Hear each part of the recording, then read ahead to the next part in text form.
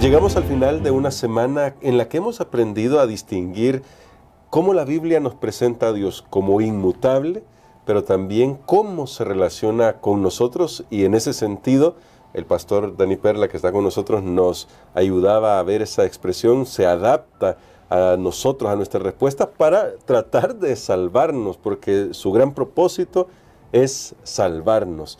Bueno, hoy vamos a explorar un poquito más acerca de esto, así que vamos a orar pidiendo la dirección de nuestro Dios. Bondadoso Padre que estás en las alturas de los cielos, gracias te damos por lo que hemos aprendido y todavía lo que nos falta por aprender, no solo hoy, sino el resto de nuestro estudio que estamos haciendo sobre tu amor y tu justicia. Por favor, ilumina nuestras mentes con tu Espíritu, lo rogamos en Jesús. Amén. Esta semana, Pastor Dani Perla, abordamos el hecho de que Dios ama y es justo, y Dios ama la justicia, para unir toda la frase. Pero me gustaría que exploráramos una pregunta para la cual voy a leer una cita, pero la pregunta es, ¿por qué para nosotros los seres humanos nos resulta tan difícil conciliar justicia y amor? Pareciera que si alguien ama, no puede ejecutar justicia, o que alguien que es muy justo casi que tiene que tener un temple frío y que no puede expresar emociones. Es como lo vemos nosotros, pero me gustaría, antes de que usted nos ayude con la respuesta, ir a una cita que aparece en nuestro material del día viernes, justamente, y es una cita muy interesante que se encuentra en un librito que es un librito pequeño, pero muy profundo. Estoy hablando del libro El Camino a Cristo. Y dice así, en la parte que voy a leer: Satanás ha inducido a la humanidad a concebir a Dios como un ser cuyo principal atributo es una justicia implacable, como juez severo, inquisidor duro y exigente. Representa al Creador como alguien que vela con ojo inquisidor para descubrir los errores y las faltas de los seres humanos y hacer caer sus juicios sobre ellos. A fin de disipar esta negra sospecha, vino el Señor Jesús a vivir entre nosotros y manifestó al mundo el amor infinito de Dios. Y pastor, usted lo decía en la semana, lo que Satanás hace es cuestionar los motivos de Dios. Entonces, teniendo esto como telón de fondo, ¿cómo deberíamos entender la justicia de Dios y la justicia como concepto en realidad? Muy bien, creo que esta semana ha sido una semana muy intensa, muy interesante con respecto al tema del amor y de la justicia. Y claro, hermano Gerson, creo que nosotros a veces encontramos difícil conciliar esos dos términos, amor y justicia, porque parecen tan opuestos. Pero es que recordemos que tal vez nosotros tenemos más ese concepto legal, judicial, de lo que la palabra justicia significa, y pensamos que solo tiene que ver con la parte punitiva, solo de castigo, que hubo una infracción de una ley y entonces ahora viene la justicia para aplicarla. De hecho, todo nuestro sistema judicial está ahí por eso, porque se supone, ¿verdad?, que se violó una ley, un reglamento, y entonces ahora hay que responder a esa violación y la justicia se va a encargar de darle a esa persona su merecido, no más ni menos, sino lo que se merece, porque ese es el concepto que nosotros manejamos de justicia, pero el concepto bíblico de justicia es mucho más abarcante. Cuando la Biblia dice que Dios es justicia, en primer lugar, estamos hablando que es parte esencial del carácter de Dios, así como lo es su amor, porque la justicia, yo creo que de paso lo habíamos definido en algún momento anterior, la justicia es en realidad, es el ser de Dios que actúa de una manera correcta. O sea, justicia no solo es lo que nosotros vemos ahí, ¿verdad?, en las noticias. Queremos justicia, alguien hizo algo y hay que darle el castigo a esa persona. No, la justicia de Dios va mucho más allá, es lo que Él es la manera como Dios se relaciona con sus criaturas, es la esencia de su carácter que está basada en el amor. O sea, es hacer siempre lo correcto. Por eso, cuando el ser humano, ¿cómo se puede considerar, entre una relación con Dios, se puede considerar una persona justa ¿Por qué razón? Porque ahora tiene una correcta relación con Dios. Eso es justicia en la Biblia. Tiene que ver con las relaciones.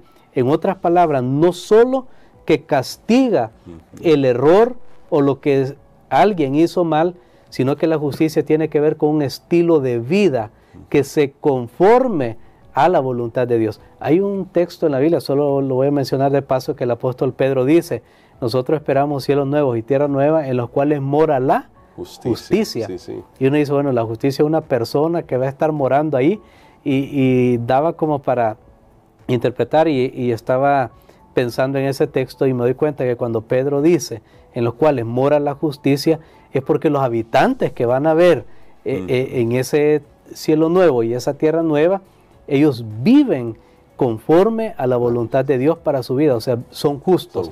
Por eso es que mora la justicia. Entonces, justicia tiene que ver con una correcta relación con Dios y con el prójimo. Por eso la justicia de Dios no solo es punitiva, que le va a dar lo que se merece a una persona. De hecho, la justicia de Dios, si Él la ejerciera de esa manera, nosotros quedamos aniquilados. Porque si Dios me da lo que yo merezco, lo que todos merecemos, no podemos vivir.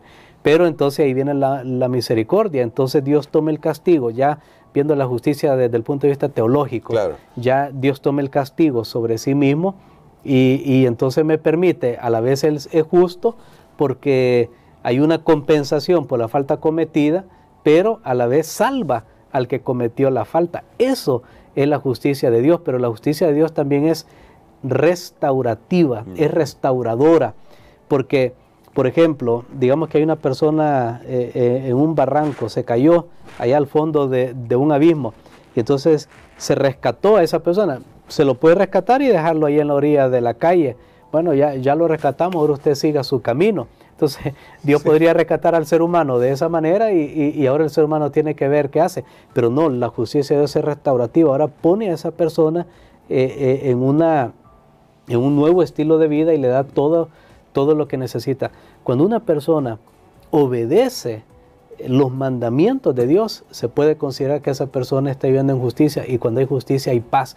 ¿Vean por qué no hay paz en nuestro mundo? Porque hemos hecho a un lado la ley de Dios. Claro. Entonces no estamos viviendo en justicia. Entonces veamos la justicia no solo como la aplicación de un castigo por una falta cometida, sino la acción de vivir correctamente, basado en una ley. ¿Cuál ley? La ley moral de Dios. Cuando entendemos la justicia desde esa perspectiva, entonces ahora no es difícil reconciliarlo con el amor, porque vemos que en verdad, ¿sabe? Hermano Gerson, hay una pregunta y voy a tener que interrumpir lo que iba a decir, pero en esta semana, meditando en toda esta lección, me puse a pensar, cuando nosotros permitimos que la justicia de Dios habite en nuestra vida, o sea, su carácter, su esencia de amor, su bondad, la pregunta es, cuando yo guardo los mandamientos, ¿lo hago por evitar un castigo o lo hago pensando en el bienestar de los demás? Eso es que lo que Dios quiere es que nosotros guardemos su ley, seamos justos por amor a los demás, o sea, por el bien de los demás y no solo mío. Porque, y ¿por qué introduje esto? Parece que es otro tema, pero no. Porque la Biblia dice que nosotros podemos ejercer una justicia, pero que es como trapo sucio. Todo el mundo está familiarizado con ese texto, que todas nuestras justicias son como trapos sucios. De hecho, la palabra original es otra cosa, pero significa eso, algo corrompido. Así son nuestras justicias.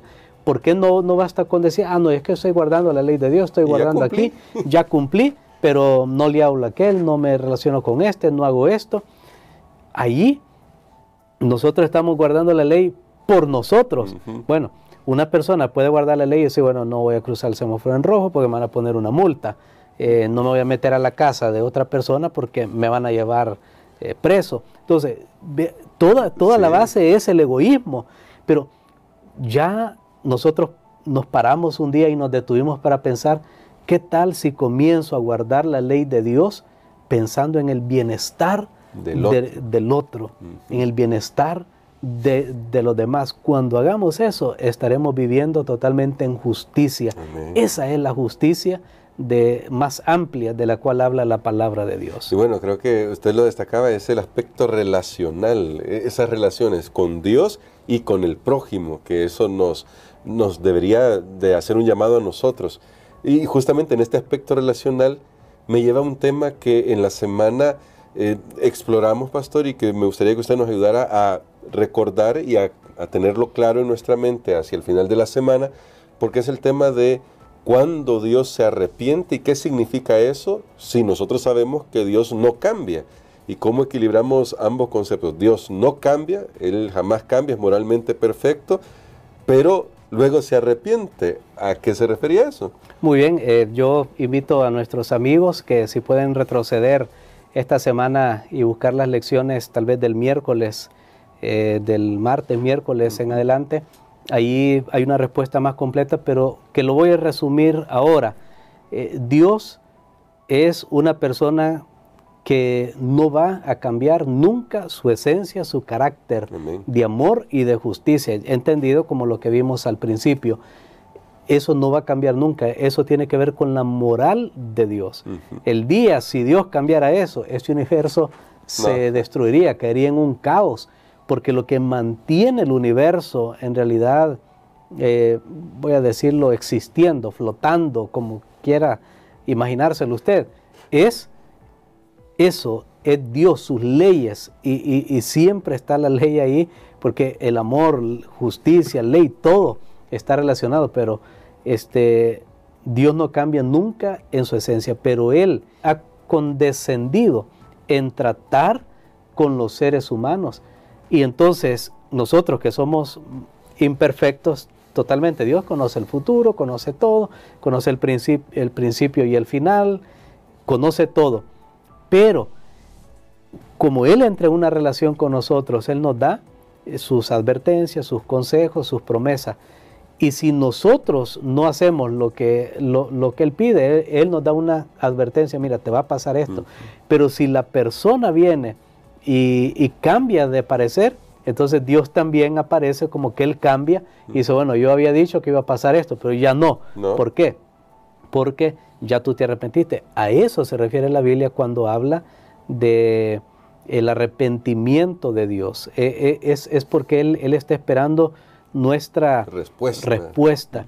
Y esto es bien importante, hermano Gerson, entenderlo, porque no es que Dios decreta que ya, bueno, yo ya dije que este se va a perder, este se va a salvar, ya dije que esto va a pasar. No, Dios va moviéndose. En las próximas lecciones vamos a ver algo de libre albedrío como nunca lo hemos visto antes. Pero por ahora es importante considerar eso. Dios no cambia nunca su esencia de amor, justicia, bondad. No puede mentir, no miente. Sus promesas son seguras y se van a cumplir. Pero recordemos que a veces hay ciertas condicionalidades a esas promesas. Y Dios en ese sentido es que muchas veces tiene que adaptarse a la respuesta del ser humano. Dios ya sabía que esa persona iba a dar esa respuesta, sí, pero recordemos que para Dios mostrar que Él ha dado amplia oportunidad a cada persona para que se desarrolle, entonces Él tiene que permitir que la persona, que el ser, que la criatura dé una respuesta. Claro. Y por eso Él aparece que cambia en relación a esa respuesta. No, el ejemplo clásico, Nínive. Sí. Dios había dicho que Nínive había ya pecado en extremo, tenía que ser destruida, era parte de la corrección de la disciplina de Dios, pero los ninivitas no solo en ese momento bien interesante, tuvieron una noción de Dios, sí, y no solo se arrepintieron para que lo destruyera, sino que comenzaron a ejercer un cambio, comenzaron a vivir en base a la justicia de Dios, y entonces Dios pudo perdonarles a ellos. ¿Sabía Dios que se iban a arrepentir? Claro, hasta el mismo Jonás dice, es que yo sabía que tú te ibas a compadecer de ellos. Pero noten, qué bueno es saber esto, que Dios no es alguien estático, porque tal vez tenemos que contrastar esto. ¿Y por qué estudiar esto? Porque de alguna manera hay alguna teología predeterminista, clásica, que pone, no, Dios ya dijo esto y así tiene que ser, y pues el ser humano ahí que vea cómo se la juega, ¿verdad? Pero no, creo que podemos entender entonces siempre el amor y la justicia de Dios. Y ahora, pastor, para finalizar, aunque también es un tema que se va a comenzar a abordar a partir de la próxima semana, ya en la semana se nos planteaba esta pregunta y creo que es importante que comencemos a esbozar una respuesta, porque si Dios es bueno, que Él es bueno y además es justo, entendiendo la justicia como ya nuestro pastor nos lo aclaraba y explicaba este día para que esté claro en nuestra mente, ¿por qué es que a veces luchamos con ese tema de la bondad de Dios y de cuán justo es Dios por las cosas que vemos en este mundo o por las cosas que nos han pasado? Porque de repente nos han pasado algunas cosas y nosotros tal vez comenzamos a pensar en nuestra cabeza, ¿por qué Dios permitió que sucediera esto? ¿Por qué, si Él es tan bueno, terminó pasándome esto a mí, a mi familia, a un ser querido o en la sociedad? ¿Qué podemos comenzar a decir ya que luego se va a ampliar en las siguientes semanas? Bueno, Job tenía el mismo pensamiento y decía Job, ¿por qué Dios, si es justo, permite que yo esté pasando por esto? Y lo que Job entendió es que no siempre tenemos todas las respuestas y tal vez no las vamos a tener, pero podemos confiar en Dios. Un Dios de amor y justicia debe permitir que se desarrolle, especialmente ahora en nuestro mundo, que aquí se ha confinado el pecado de todo, bueno, que comenzó en el cielo, claro, se ha confinado aquí en la tierra. Entonces Dios tiene que permitir que dé su fruto lo suficiente, pero podemos saber que todo ese, lo que se llama en la guerra daño colateral, todo eso que sucede aún a personas buenas, un día va a quedar aclarado, un día va a haber una reposición, y un día, como decía el apóstol Pablo, la gloria que vendrá será mucho mayor que toda la tribulación que estamos sufriendo. Es un asunto de fe y confianza hoy y de esperanza para el futuro, pero un día podemos saber que todo lo que ahora es en contra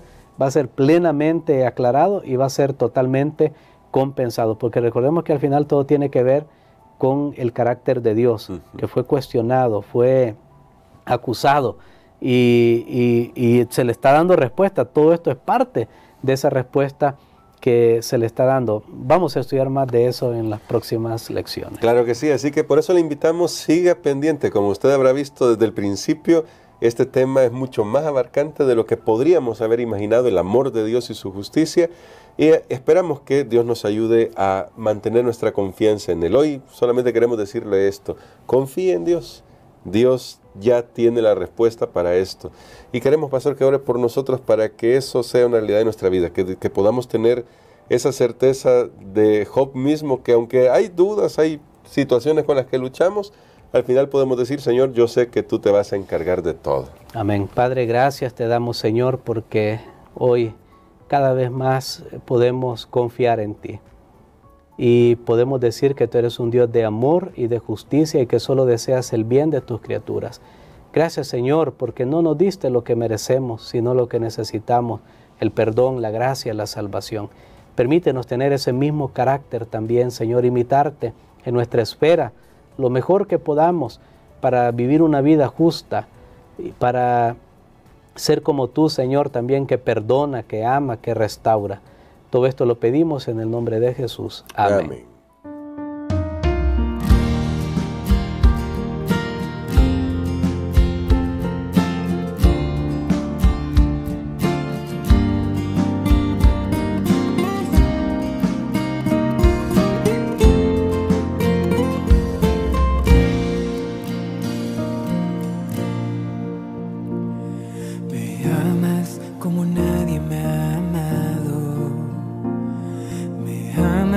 Como nadie me amará,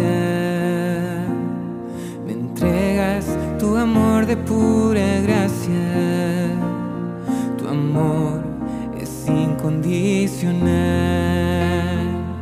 tu amor no depende de lo que haga, tu amor no depende de quién soy, por gracia me perdonas y me limpias.